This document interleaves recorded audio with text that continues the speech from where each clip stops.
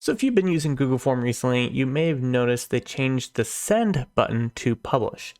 And so one of the differences now, if you try to copy this responder link, it gives you a warning if the form is unpublished. And so you can copy this and you can put it in here, but it gives you this error that it's not published. And so you do have to publish before someone's going to be able to use the form.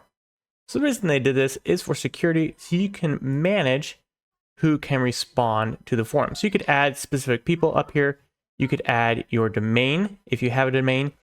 And then down here, you can select who can edit or who can respond.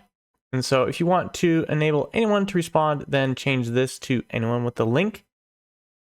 Hit done and publish.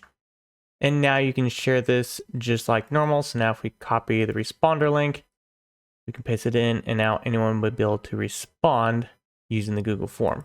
Otherwise, you can always modify these settings to determine who you want to be able to respond and who you want to be able to edit your Google form. And then finally, if you want to stop accepting responses or essentially unpublish, then just click on this toggle and then hit save. And then you can still do this responder link, but this is what they're going to see instead. And so again, this will only show up for people with editing access. This will not be displayed if they do not. All right, so that is it for today's video. Make sure to check out the other videos on our channel for more tutorials on both Google Sheets and AppScript. And as always, have a great day.